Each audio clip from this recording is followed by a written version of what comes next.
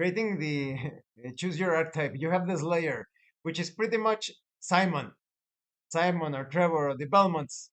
The Slayer archetype in the Castlevania in this Vampirevania tabletop RPG, and let's say Josh says. Then they did it again with Super Castlevania, and I want to talk about that one because I think that one for me it's peak Castlevania for me. The ability to spin the whip and swing, and don't even start on the environments, spinning rooms. Yeah, yeah, yeah. We're going to get into that definitely, definitely.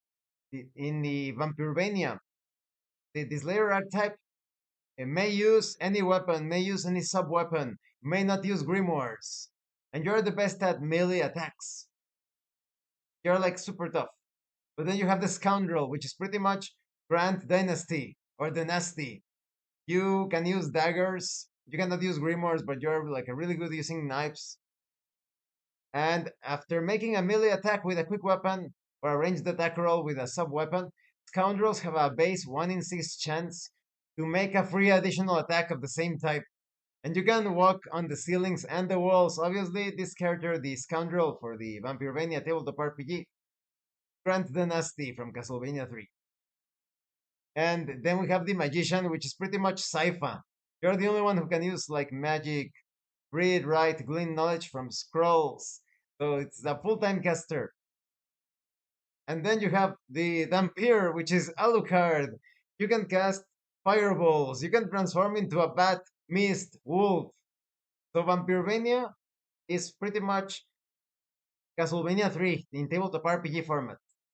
So they, yes, those of you that are watching, if you're looking to play online, like definitely let me know. We will be playing it bi-weekly, once every 2 weeks. Really fun system, and it captures the Castlevania 3 spirit perfectly. But yeah, let's get on to the Castlevania 4 Super Castlevania. Like I said, the music had always been like incredible. Castlevania 1, of course, it was the first attempt, but a lot of people do not know that in Castlevania 1 you had various composers working separately, and they still managed to obtain that incredible style of Baroque. Baroque meets rock. Baroque. Instead of Baroque, it could be like Baroque, like rock and roll. But then in Castlevania 3, it kept that style, and we moved on to Super Castlevania or Castlevania 4. Exactly, Josh. This was it for me. I went to Texas and I saw it Castlevania Super Castlevania. I had just purchased the Super Nintendo Entertainment System, somewhat close to it, and I saw Castlevania must have, and I threw myself, took the game, purchased it, and I couldn't wait to get home. I was like, I want to go back to Mexico to play Castlevania because my Super Nintendo was over there, of course. And I was like, oh, I want to play it, and they finally inserted the cartridge. And wow, that intro, so scary, with the walls of Castle Dracula covered in moss and all like these insects and trilobites type of creatures, and the camera slowly panning upwards, and that very moody song like mm,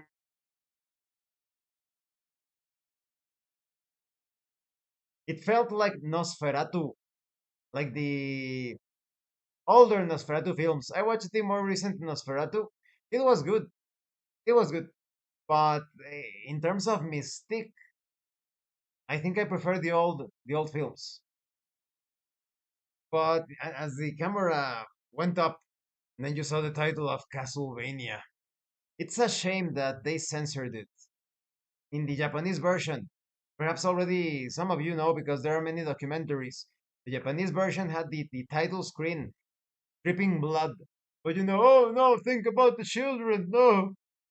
And it was unfortunately, because of religious intervention that Castlevania suffered some very good and some very bad things. The best thing that Castlevania had from those religious fanatics was the name. The name is great. Castlevania, just because in Japan it was called Demon Castle Dracula, right? But they thought, oh no, it's too satanic. Demon Castle Dracula, oh no, no, Demon Castle, no, let's change it to Castlevania, and it worked. I like the name Castlevania, but then it's not a cross, it's a boomerang. Fuck, it's shaped like a cross. And newsflash: the cross is not exclusive. It's not exclusive to Christianity. The cross, Christianity doesn't own the cross. The cross appears in so many cultures and traditions. So morons, complete morons. And then you had some enemies that were uh, completely exposing their breasts, like the Medusa. The Medusa was her tits in the air, to put it like that, right? But then they will cover the statues that were displaying their breasts with shrouds. Why do you censor the statues and then not the enemies, right? It doesn't make sense. And you also had like the removal of every religious paraphernalia, the crosses on the coffins, the crosses on the forest. And oh no, we're doing a game about vampires, but this level has rivers of blood and blood pouring out of sewers and holes. No, no, no, no, it's not blood. Let's change it to green color. Fuck. That's how we ended up with the pussy boys, the soy boys in current times. But yes, Super Castlevania 4. And when that introduction to the story started to roll, telling you about how Dracula resurrects every 100 years. And then the Belmont family, the Belmonts, they are the ones who put a stop to them, to Dracula, to stop the Dracula and his forces. But then you have Simon, because, yeah, Trevor is no longer around. The Belmonts are not immortal. No. And that song going from very moody and creepy to this moment of hope, like when they said Simon Belmont, the descendant of the Belmont clan, and the music starts like like, oh, like here comes the champion of righteousness and good, right? It was so amazing, and the way that the tombstone was shattered with a by thunder, and a bat came flying, like, for me it was like it was like no other thing. I was left speechless. I felt this is unlike any other Castlevania game ever. The moment I thought there is no way they can improve this. But just like Josh said, I think the spinning whip and the swinging environments, the spinning tunnel that you move through, the place that was very difficult with the spikes, and the entire room was spinning, and you had to choose the right route. You were hanging from your whip from those little metal bats that appear in the stages. Like, the way to navigate the game, it wasn't like any other game in the Castlevania series. But for me, Castlevania 4, especially because of the background scenery, I always felt that you could explore the entire world. The entire world felt real. And that went into my tabletop RPG experience when I started to design various scenarios, or tweak or modify existing scenarios, modules for tabletop RPGs. I decided to make them not like super detailed, but with enough details to pique the curiosity of the players. As the players moved through the environments as their player characters, sometimes they got really curious, like, what is I mentioned that you could see a forest in the distance, and smoke was coming out from the middle of the forest, right? And now they are curious, like, what is there? What is the source of the smoke? It's obviously not a fire, a forest fire. It's rather something more controlled. Is someone camping in the forest? Is it something else? Every time they moved through passageways and tunnels and castles and forts, sometimes they saw doors, vaults, trapdoors. I just placed them there for flavor, but then they wanted to explore them. And now a new area of the adventure site was revealed completely. And I think that's um, greatly influenced by Castlevania 4. Because as you're moving through the countryside, like that initial, let me find a video for you. Castlevania. Let's take a look at some game footage. Play through. And of course, I'm going to do it with the sound deactivated to avoid copyright. Let me minimize myself a bit. Uh, time to minimize myself. Mm, a little bit. Yeah, yeah. Okay, okay, okay. And yeah, like just look at the tombstone, and it breaks apart, shatter like thunder. The thunder is about to occur. Like, where's the thunder? There we go.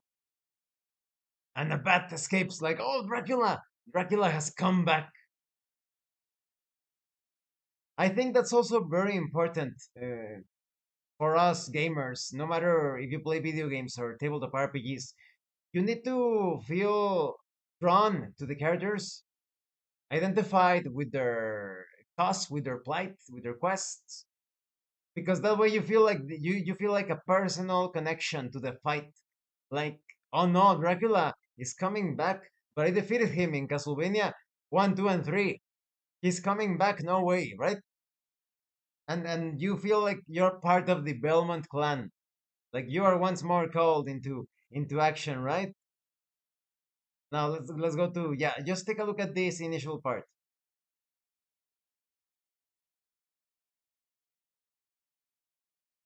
Yeah, Castlevania, come on, come on. Yeah, the name, Simon, yeah, of course. Look, look, look. Yeah, yeah. Just take a look at this. Just take a look at this image. Isn't it super scary and a testament to the bravery of the main character? You go alone at night to take on this entire citadel. Like, it's pretty much the entire Transylvania countryside. You versus the Transylvania countryside with all of its zombies and mummies and werewolves and bats and Medusa heads and like it- wow, can we take a moment to admire the bravery of Simon, because Trevor he was traveling alongside Zypha and Grant Dynasty and Alucard later on, but Simon, he was on his own. He was like, let's go, Dracula, you and me, yeah, me, rather, you and your army, you and your armies of darkness against me. What a daunting and imposing vision and quest. Like, could you even imagine that? Like, right now, I am thinking, where am I going to camp?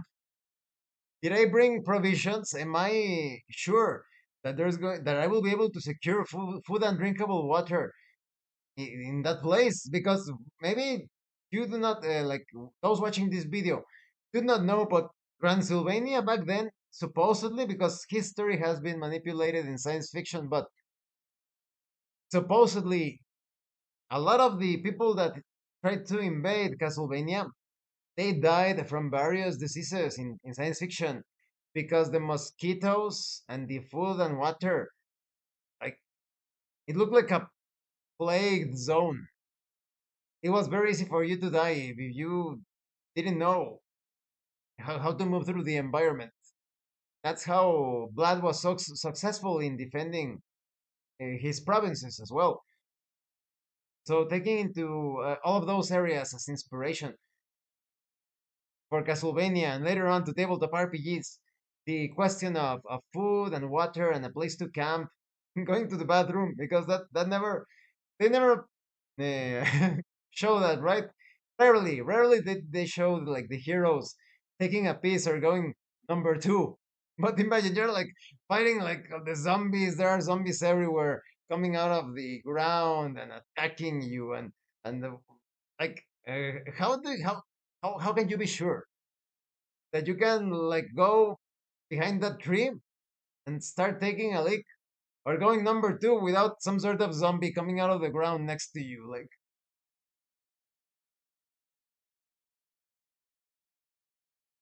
I'm telling you. So yeah, we have to admire Simon for even thinking of going through all of this area. Imagine, and even on foot, you would need at least. Do you think it would be possible to do it in a single day? To move all the way to the castle? No, I don't think they tell you, but I think this journey will probably last. If you're to explore all of the areas and try to make haste to Dracula Castle at this distance, at the very least 2 days, right? At the very least, counting like moments of sleeping and drinking and eating and going to the bathroom or whatever. Let's see. And look at the skull mountain at the back. Like, and the music here is very moody, like um, very calm. Zoom, going across the drawbridge, and who is locking you inside, right? And this area fascinated me because it was the first time in a Castlevania game where I saw that you could actually go into the background. You saw the background and you were like, well, the background, right? Just like in many other video games, you have the background and you cannot go there because it's just there like for decoration. But then you have this look, and it was like, you can go, you can go into the background. Wow. And that's something very important in tabletop RPGs. The players need to be able, not only do they need to feel that they can explore everywhere in the world, in the game world. Sorry, I'm late. Chaos is life. Welcome, Roger. Better late than never. Thank you for being here. But in tabletop RPGs, the players, just like in Castlevania, like here in this example, Simon going into the background, can explore pretty much almost everything that you see. That's the limitation of a video game. If we wanted to go into those windows, the background, cannot do it in a video game because it is not programmed. Simon can't decide to suddenly go and jump through one of the windows in the background. This one or this one. You have to keep on going to the right because that's the way the game has been programmed. But in tabletop RPGs, when the players become aware of a particular site or place, they can do it. They can climb over there. They can run or jump over there. They can try to get there. Perhaps it's not going to be easy. Perhaps it is partially possible. For some reason, you cannot do it at the time. But later on, you can do it. You can explore it because it is a tabletop RPG where you describe your actions and reactions. There is no limit what you can attempt. So Castlevania 4, that also became ingrained, stuck in my mind. I saw all of those backgrounds and I thought, well, the players, like, you should be able to go there. And in tabletop RPGs, I try to accomplish that. Roger says, open world, that's where I wish Castlevania would go next. That would be great. Although,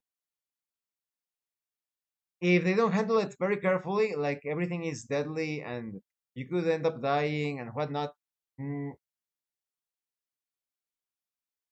it can feel a bit too much like a theme park, too much.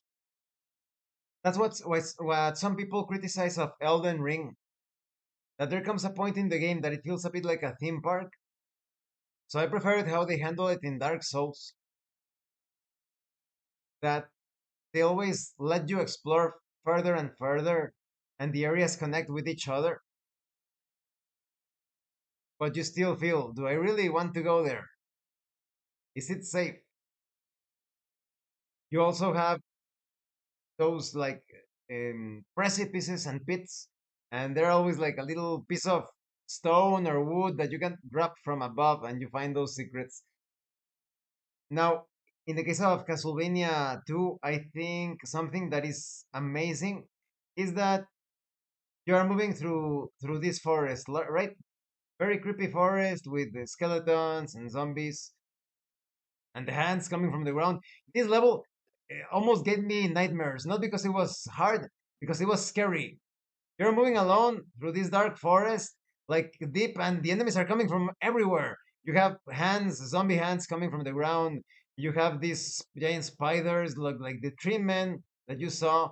You have these zombies. You have the bats. Like it was a complete nightmare. I was thinking if I were to ever get stuck into a similar situation, would I be able to survive? It seems like a complete nightmare.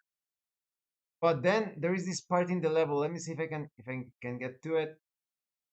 Here, exactly here. This is it. This is it. Look, look, look. You are up top, like in the mountains, and look at the bridge. Look at the trees below. That's the forest you were moving through, and that broke my mind because I felt it was real as a very young gamer. I thought that forest below, that's the area I was moving through. Of course, that is not true. That is just like a computer graphics that were placed there to create that sense of a greater world, right? It's not the same forest, but for me, it felt like I just came from there. Like I just came from that forest that can be seen under the bridge, right? Those Castlevania, and just look at the caverns level. The caverns level, you see that in the background moves. Like there is a certain sense of 2.5D almost, not exactly, but you get you fall under the illusion that you can go into those caverns in the background, those greenish areas in the background. Were thinking, is there a way? The first time you were playing this video game and there was no internet, is there a way for me to go into those places in the background, right? Let's see. And Roger speaks. The closest example of anything Castlevania in RPG gaming I've seen is Ravenloft. We actually discussed that a few moments ago.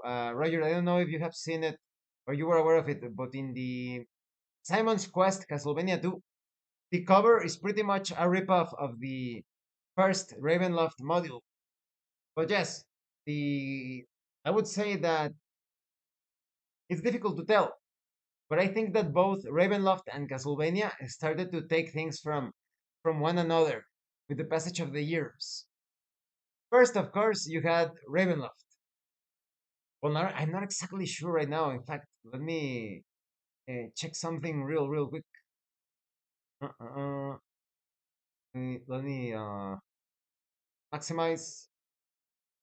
When was Ravenloft released? Ravenloft.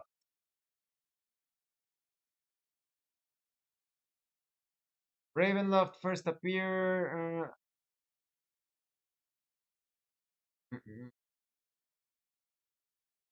First appeared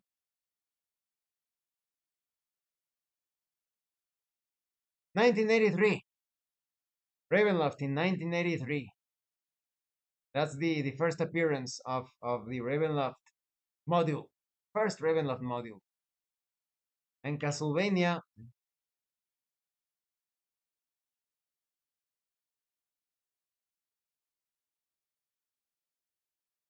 1986. So it was Ravenloft first. Ravenloft was the first. But yes, moving a bit away from Castlevania 4,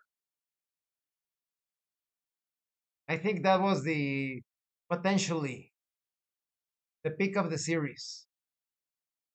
Like it was Simon felt like a very capable protagonist, able to swing the wick the whip the whip around and attack in any direction. Roger speaks. Yeah, video games and RPG games have always inspired each other since the invention of adventure video games began. Aha, it was always a back and forth. And in the case of Castlevania 4, in on the video game side, I think that was the peak of classic Castlevania. A protagonist that was still a bit slow, not exactly clumsy, but heavy.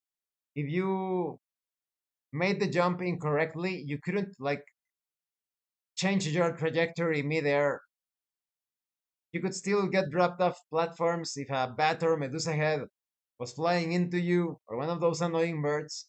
They would drop you into an abyss, and that was it, or into spikes. But I was thinking, this is as good as it gets, right? But then Castlevania entered this very weird transition.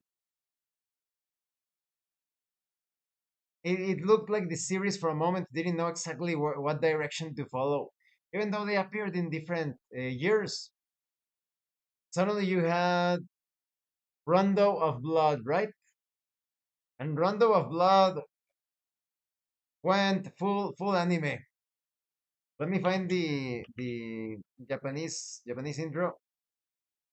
Like Castlevania was always like very slow paced. Mm, how you say moody? Like be careful. Let's move really careful through Dracula Castle. And like I said, that also had um, great influence in my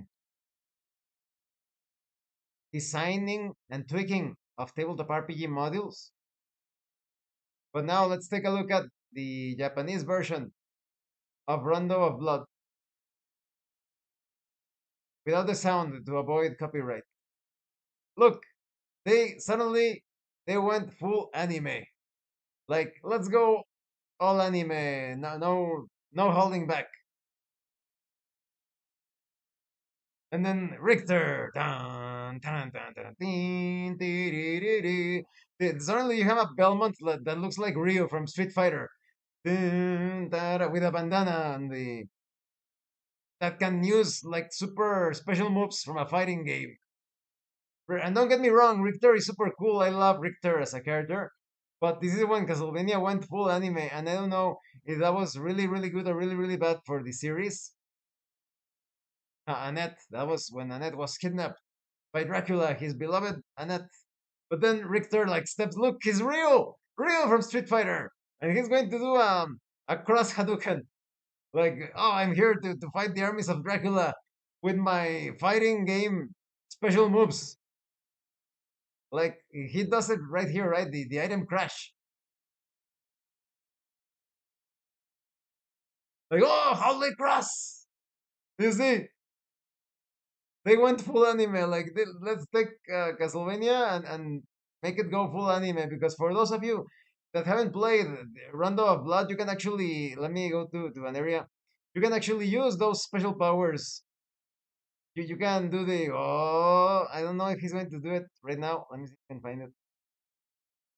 But yeah, just like you saw in the intro, you can do the item crash. You summon a bunch of crosses and whatnot. Let's see, Roger speaks.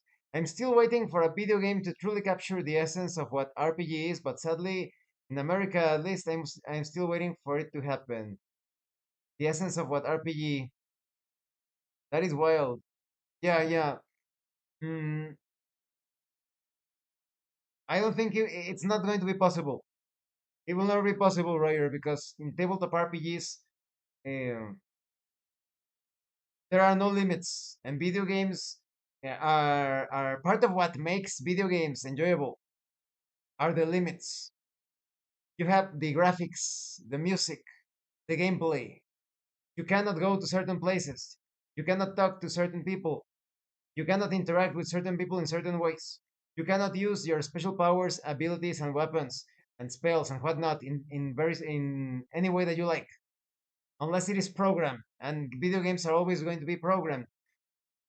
And even if everything was programmed, now your mind is influenced by the graphics, by the music, by the actions of the character. and so I think they are two different forms of media, like very different for a video game to capture the essence, right? Like because the closest thing, and you could say like thematically, would be like the. In fact, let's take a look at that one, right? Uh, Let me see. Yeah, video games will always be inferior in that aspect. Yes, in that aspect, limited by programming constraints. Because let me maximize to see it. It's not about for those of you that enjoy video games and like them more than tabletop RPGs, perhaps. The beauty of RPGs, thankfully, no bounds, but the mind's eye. Exactly, that's the thing. And there, like, and I have said this in other videos. There have been some very ignorant people that say that video games are superior to tabletop RPGs, or that tabletop RPGs are superior to video games. But it depends on what you're looking for. If you want to go full immersion, right? Then you play tabletop RPGs. You feel limitless, exactly, Josh, limitless. You play tabletop RPGs because you want to feel there, like you are actually there. But video games, it's a different type of expression. It's about taking the music, the graphics, the challenges of playing the game with the controller, the strategies and tactics within the video game. It's a very different experience. In video games, you don't feel like you're completely there because of the limitations. You feel like you're playing a really cool game. And here, for example, in this case, I would consider this game to capture the essence of Dungeons and Dragons, but like in video game, let's say Dungeons and Dragons 5e in video games. And of course, the characters will have to be of a significant level, right? Again, no sound to avoid copyright, but Dungeons and Dragons Chronicles of Mystara, you had the party of adventurers fighting the orcs and goblins, and like, of course, there's no dungeon exploration, but like in video game, I think this does great capture that essence. Human minds these days are not too rational and cohesive, Josh. Yeah, sadly, there are a lot of things, but mm, the thing with, but yes, you get the idea with Chronicles of Mystara, right? The because you could say that if you want like something closer to a tabletop RPG, you could go to the classic um, Dungeons and Dragons role playing games, old school ones, Eye of the Beholder and whatnot, or even Baldur's Gate, right? Although I don't like the modern things that have been added to Baldur's Gate. In Baldur's Gate 3, you have these haircuts that look like Zoomer haircuts. But yeah, in the case of what Roger said, human minds these days are not too rational and cohesive. I think there is indeed a deterioration of the mind due to brain rot, having kids from very young age interacting with AI, using their tablets, their smartphones, and they stop using their brains. They become accustomed to the AI, to the programs, to the software to think for them. I've met morons that do not trust or believe anything unless they ask Siri or any sort of program out there. They cannot think. They cannot use logic, reasoning. They need to do that, right? But if you go like to the very essence of things, it is not rational to the science fiction YouTube. In fact, I should take this opportunity, right? Let's go, Mark. This science fiction, just to like represent science fiction things in YouTube in about tabletop RPGs and stuff. YouTube, nothing to see here because Roger, Stranger Things is the closest thing I've seen to an RPG influenced live action anything. Hmm. Um,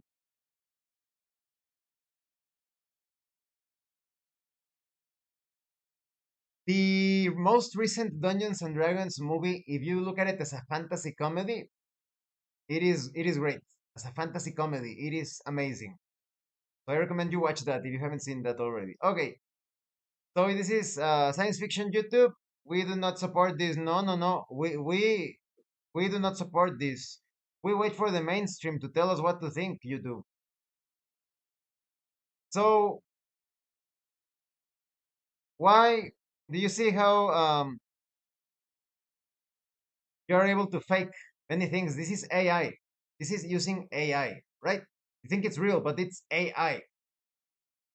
So why are these guys that I'm not going to mention? Why are these guys using green screen and wire? Right here, you can barely notice it, right? Let me give you a better example.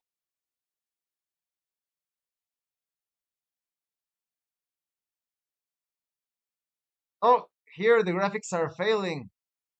Oops. Why are you using a virtual reality augmented glove? Could it be it has to do with the wires? Pay close attention. Still waiting on Abraham to have a Steam alert for delving into science fiction. Yeah. Look, the wire. Can you see it? Can you fucking see it? Look at his hand. He's going to stabilize the wire. Look. Can you see it? Did you see it? Let me pause it. Let me pause it at the exact moment.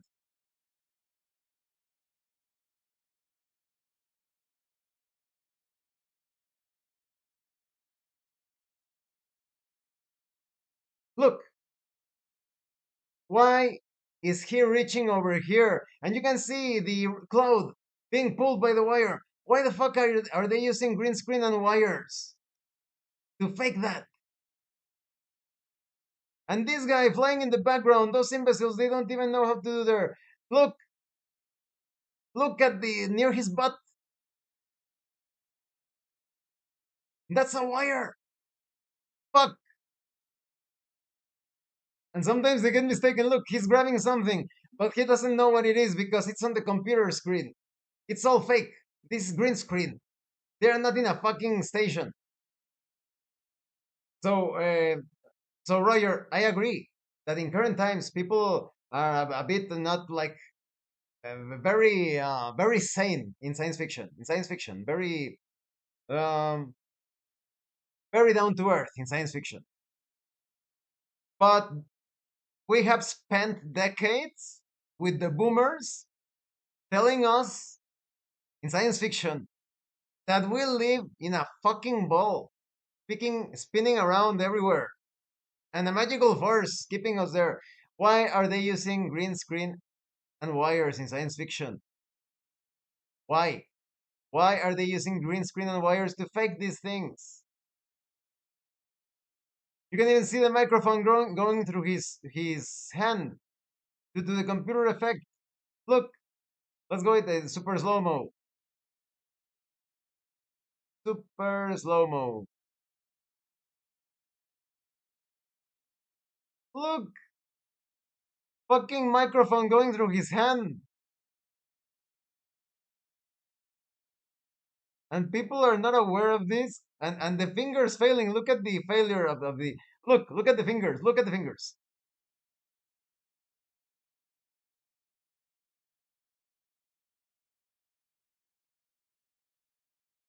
Just look at it. Oh, fuck. Yeah, I'm a boomer. Well, a reasonable boomer. But you have to accept, Roger. What can you tell me about the other boomers, about your generation, right? And yes, this is fucking insane. Hands fused. The program failed and the hands are fused. But yeah, I just wanted to make that little pause because boomers have been teaching people that all of this fantasy is real. Fuck. And they are telling us that they built cathedrals with chisels and hammer. So people, like, let's put it bluntly, there has always been a problem with the mental processes of people. It's not like exclusive to these times. The thing is that now it reached like peak peak craziness, peak science fiction craziness. So yes, indeed, a lot of people are suffering because the IQ has gone down considerably. But back to Castlevania, they went into this transition of anime Transylvania. Like suddenly, Richter, that looks like a version of Ryu, Castlevania's Ryu, doing this like Hadouken type of attacks to destroy the. And I was again shocked because I was thinking I love Castlevania 4. The character started to move slowly, marching towards Dracula, fighting with his whip. And now you have Richter like summoning crosses and holy water and axes and knives. Like it suddenly looked like a Jedi. Like those crazy Jedi stunts when there are Jedi or Sith lords that can control floating lightsabers at the same time. My generation, let's just say we're a special breed. One foot in reality, the other exactly, Roger.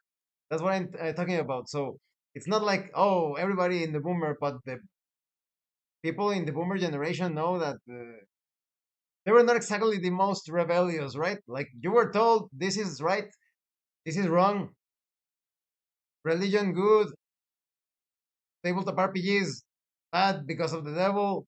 Like the spinning ball reality in science fiction, they were a bit nuts. Everybody has their own special brand of being nuts.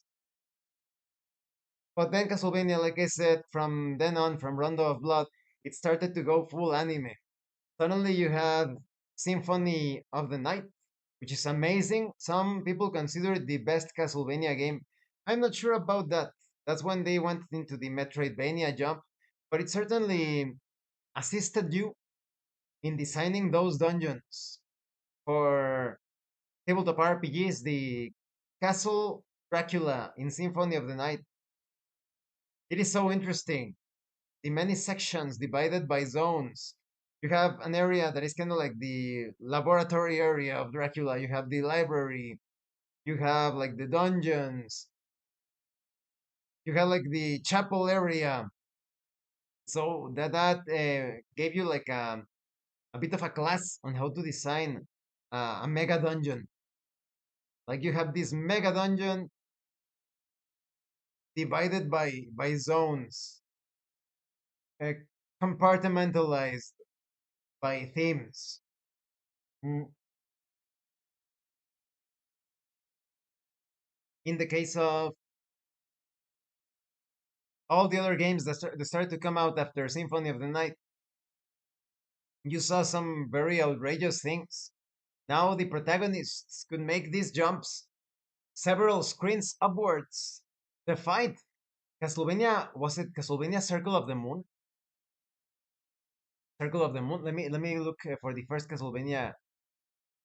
Castlevania Game Boy Advance, because there were Game Boy games, Castlevania games, but they were quite similar to the older Castlevania games. Keep in mind, most boomers are children of parents that grew up in the 1940s and 1950s, but they never questioned anything. And they started to, the official, the mainstream started to telling them, it's this. And they never thought, hey, wait a minute, it looks like this came out of some sort of lab. Are you sure it's safe? No, no, drink it, drink it. You can see it in movies. You can see it in comic books. Drink it, eat it. And oh well, why do I have this and that? Oh, now that I'm very old, I am suffering from this and that. Wonder what caused it. The science fiction YouTube never questioned it, and only in recent times, the current generations, they are saying, no, I'm not eating that. I'm not drinking that. I'm not putting that into my body. I don't trust it, right? In science fiction YouTube.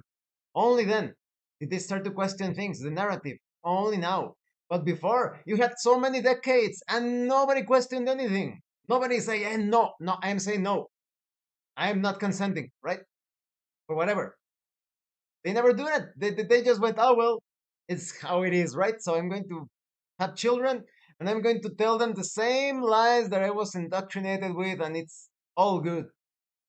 That's why they put those memes of the boomer like riding the lawnmower with his Hawaiian shirt and drink, and like, yeah, no, no, no. We have to be honest. Each generation has its own thing, right? Its own. But the boomers provided that solid foundation for us to believe all of that. And I always tell the boomers this that shuts them up immediately. Just fucking look at yourself. You're a fucking disgrace. Like you're suffering from this and this and that, and you think that is sane, that is healthy. Do you think that is healthy? So yeah, in science fiction, this on science fiction YouTube. No, no, no. Here we drink all of the stuff and we eat all of the stuff. It's super good. Yeah, yeah, super super good. I can't. In fact, I am going to a vending machine right now after this video to eat a bunch of stuff. Moving on from that, you saw some anime things in the Castlevania games that were not they were unthinkable of in Castlevania 1, 2, or 3. You have characters like jumping into the sky, doing whatever, like fighting Dracula almost on equal terms, using over the top powers and abilities. And that's when, like I said, it clashed with me because I thought, well, I love like the older Castlevania games with the slower pace, and now you have these anime heroes that are doing the anime jumps and doing the super special moves. And I think that created somewhat of a division. I don't think Castlevania was ever the same.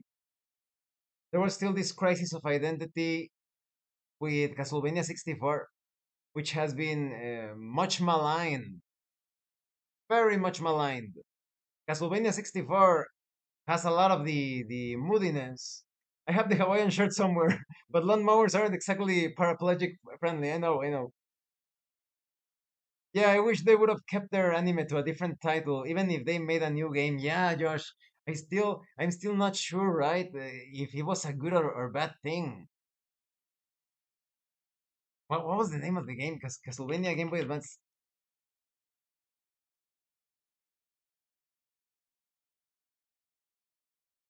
Circle of the Moon. Castlevania Circle of the Moon. That's like for me. That's when the anime was too much. The boots that allowed you to jump like several screens, like you did jumps. You were Superman. You remember how they said of Superman that he could jump a single building? What was it? The Empire State Building with a single bound, a single leap. That's the Castlevania protagonist. Suddenly they became Superman. And funny enough, in canon, canonically speaking, if you play the last official Castlevania game so far, Castlevania Grimoire, I think it's Grimoire of Lost Souls, they mention that, oh, Richter Belmont, he is the strongest Belmont ever. The strongest Belmont ever.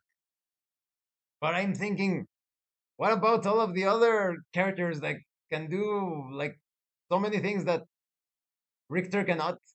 Jonathan was, yeah, and he's a Morris, right? He supposedly the Morris family is related to the Belmont clan, supposedly, but he's still like half Belmont, right? And Julius is also like super crazy powerful.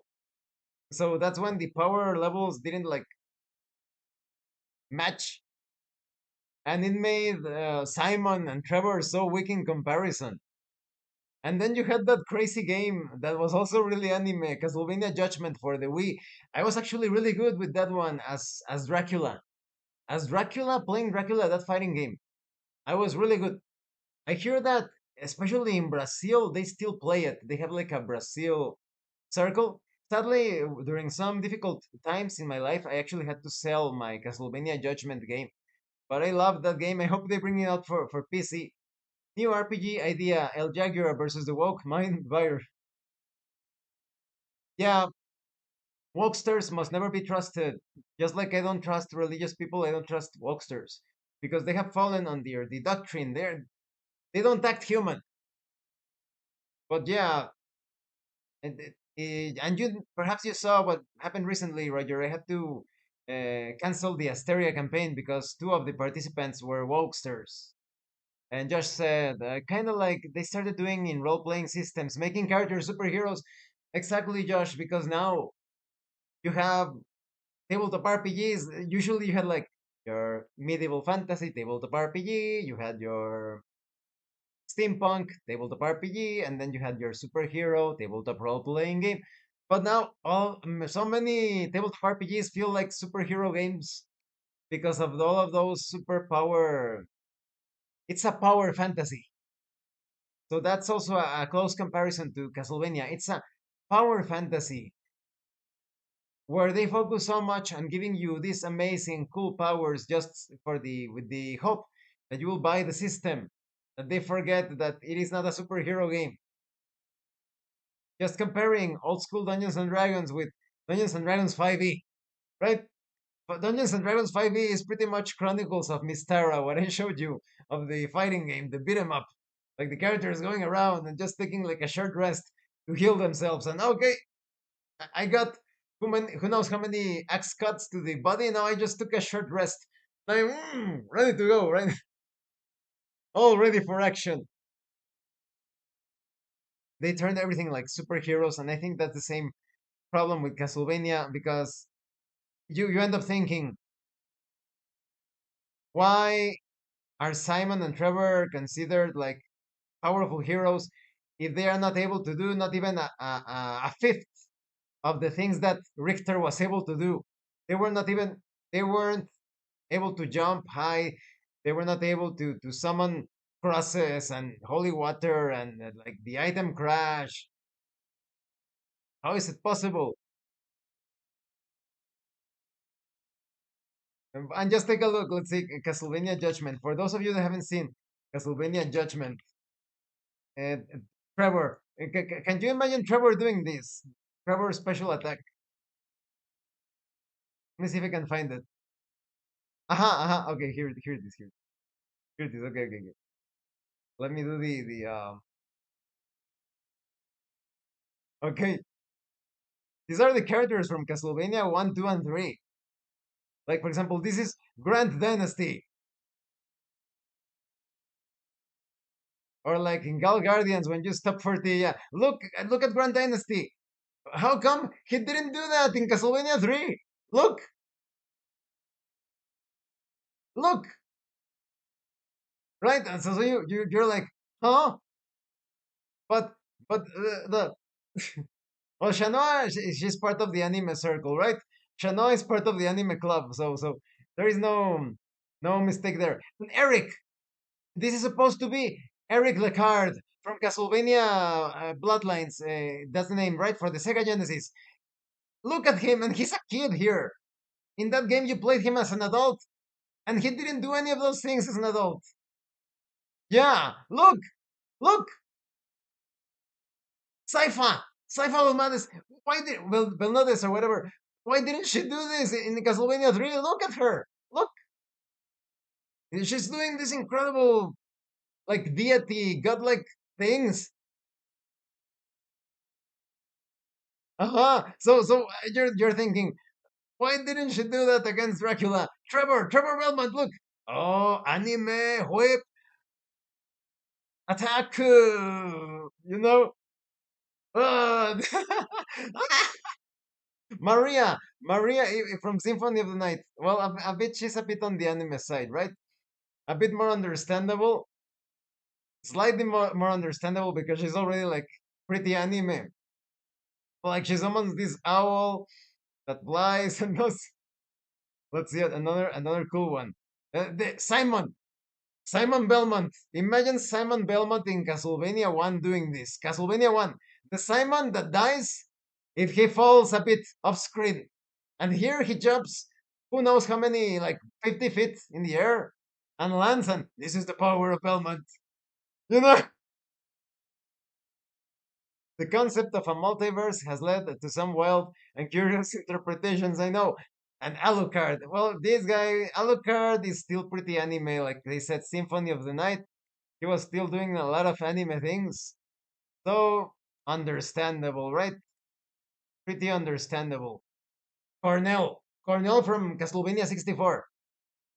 And suddenly, look, he goes into the sky. He likes reaches almost reaches the dome, and then he does all of that crap. So yeah, just like examples, right? Like they thought, oh, kids these days are all into anime, so if we turn Castlevania into an anime spectacle, complete riot, they're going to buy the game. So I think that that's when Castlevania started to lose a bit of speed, when the series was not that popular because there was a division of those that liked the older, more realistic, dare I say, approach to Castlevania, and those that like the let's go tsunami, let's go Saturday morning anime route. Castlevania Dragon Ball almost. No, in fact, remember that in Castlevania Portrait of Ruin? No, Harmony of Dissonance. Where's the Castlevania where Soma appears? Castlevania Soma. In Castlevania first appeared Dawn of Sorrow. They trapped Dracula and the entire castle, not only the essence of Dracula. They trapped the essence of Dracula and the entire Dracula castle, the entire castle, into an eclipse. When the solar eclipse happened, they trapped everything, the castle and everything in the solar eclipse. Like, all that's missing is epic Power Rangers music to those exactly like. I think at various moments they actually toyed with the idea of having like a group of Belmonts like fighting together. Can you imagine if they went like full Power Ranger, like a red Belmont and yellow Belmont and green Belmont, and they could do their anime poses like this is red Belmont, this is blue Belmont, and this is pink Belmont, and together we are the Belmont clan. They were this close to doing that. So when it comes to using Castlevania for tabletop RPG inspiration, I think there are two routes, right? If it's old school Castlevania, like in the case of the tabletop RPG, Vampirevania, which is pretty much Castlevania 3. And for those of you that do not know, I am currently looking for players for Vampirevania. If you like tabletop RPGs and Castlevania, contact me. My email is in the description and in the pinned comment of this video at the very bottom. Highlander82z arroba at gmail.com. That is Highlander82z or Zeta. Highlander82z or Zeta at gmail.com. Let me know that you are interested in participating in uh, this Vampirevania game, where it's pretty much Castlevania 3, old school Castlevania. You only need a working microphone, a webcam. We're going to play via StreamYard. You need a Discord account just to organize things. And we are going to play it live if I get players, of course. Sometimes it's difficult to find players. The Belmont clan. I need that plugged straight into my brain, please. Yeah. It's time to summon the Belmont sword. Like a robot made out of crosses and whips. Kinky. But yes, in the case of those old school type of Castlevania games, definitely use Castlevania 1, 2, 3, and 4 as inspiration. Play Castlevania 1, 2, 3, and 4, or Super Castlevania, or any of the Castlevania Genesis games, the Genesis game, the Game Boy games for Castlevania, and you will find all of the inspiration that you need to create these hammer horror environments with werewolves and zombies and skeletons and bats, secret passageways, treasure chests, coffins, sarcophagi, anything that you need. The inspiration is all there. You can pretty much play the game and use each level as a scenario, as an idea for a scenario. But if you are going full anime, if you're playing OVA or OVA or Big Eyes, Small Mouth. In fact, let me uh where is it? Let me see if I can find the book. A moment, please. Moment, please. Where is it? Where is it?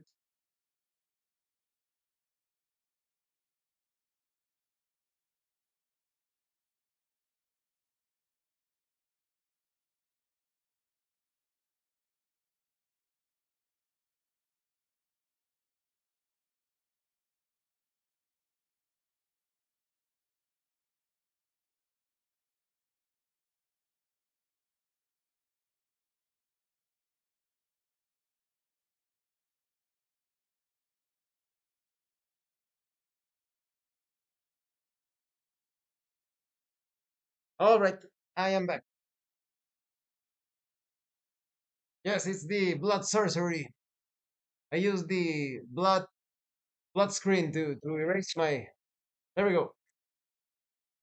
To erase my presence. Now I need the AI to fix the lighting. AI, fix the lighting, please. Okay. Uh, Anime 5e.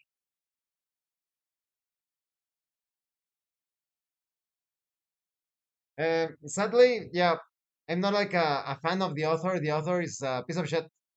But the I received this as a gift. And Anime 5e. This is pretty much Dungeons and Dragons anime style. You could use Anime 5e to represent the anime situations that you would see in the newer Castlevania games. So that's my personal recommendation.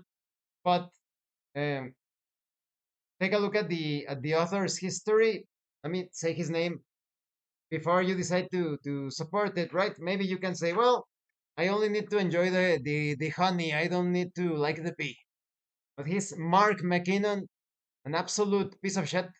And I have interacted with him, and I can agree to that. He's a piece of shit. But Roger says, no sorcery, it's just the power of El Jaguar. Yeah, yeah. Everybody remember the plagiarized motto, oath, the plagiarized oath of of El Jaguar, because this is not my oath. This is something that I modified from the Green Lantern oath. How did it go? In brightest day, in blackest night, no evil shall escape my sight. Let those who worship evil's might beware my power. El Jaguar's bite. Instead of Green Lantern's light, of course. But yeah, you could take Anime 5e or any other anime type of RPG. Valor is another good example.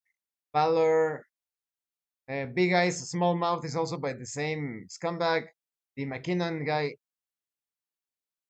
But any anime RPG, you can easily take the newer Castlevania games, any of the Game Boy Advance, the Castlevania games, or the DS Castlevania games, and have your Castlevania anime scenario as you wish.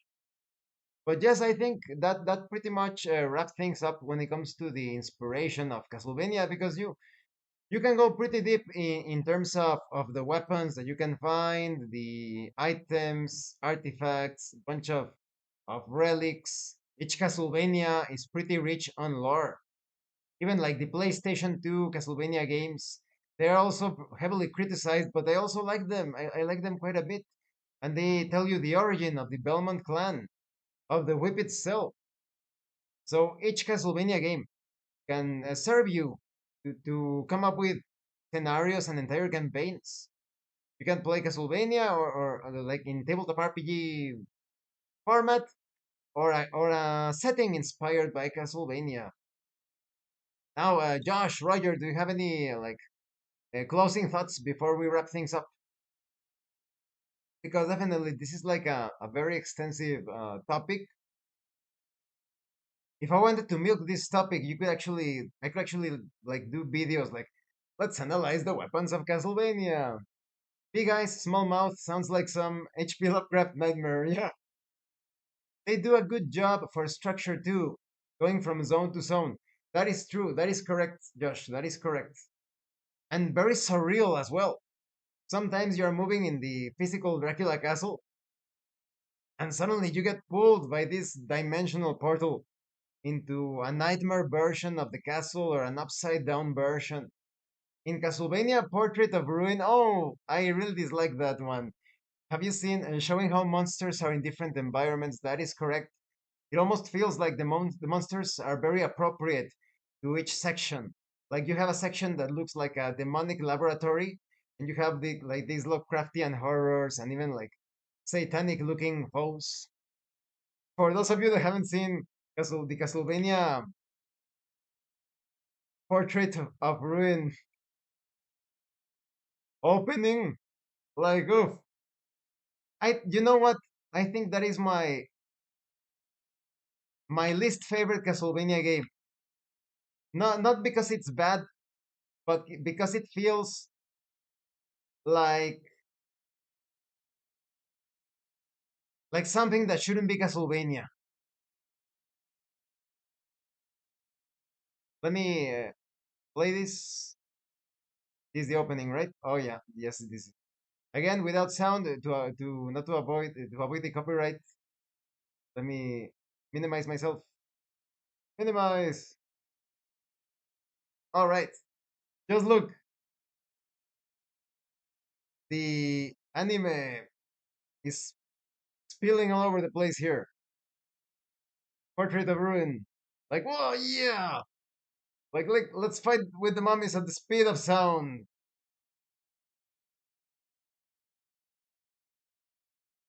Wow, look at that somersault, and wow!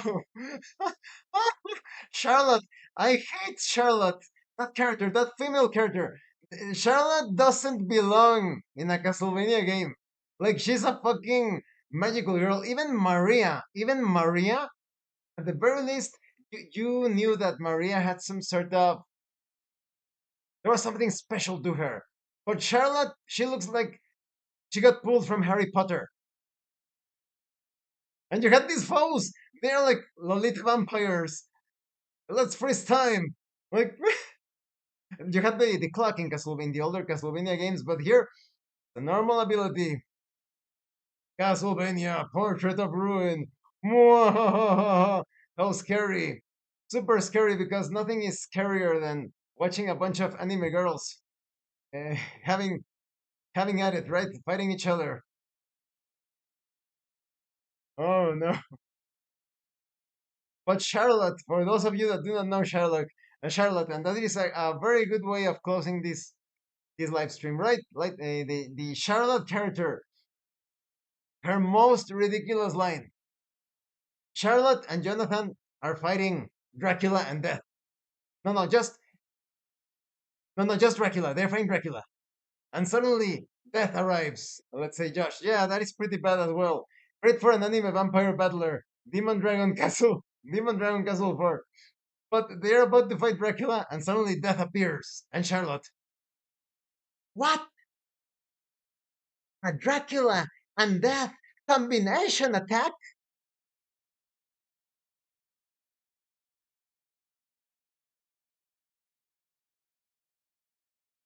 Go to any of the Dracula films, like the good Dracula films. And now imagine one of the main characters. If Dracula is fighting alongside whatever, there's Renfield around, right? Or Dracula and Gypsies. Dracula, like the excellent movie. Francis Ford Coppola's Dracula. Francis Ford Coppola's Dracula. Amazing film, right? Masterpiece. Absolute masterpiece. Despite Keanu Reeves, like, the Keanu Reeves wasn't exactly suited for the role, right? But apart from him, incredible movie. And you see this scene of Dracula and the gypsies fighting the hunters, fighting Jonathan Harker, fighting Quincy Morris, Abraham Van Helsing, all of the hunters. They're fighting at their best. Even poor Quincy, the which is supposed to be the father of, no, the grandfather of Jonathan. The, he died in that battle in the novel, fighting the gypsies. But he still thrust his knife into Dracula's. chest, right? This is classic. This is not spoiler. We have seen this story many times. Imagine if any of those hunters during that battle they stopped and they said, "What? A Dracula and Gypsy combination attack?"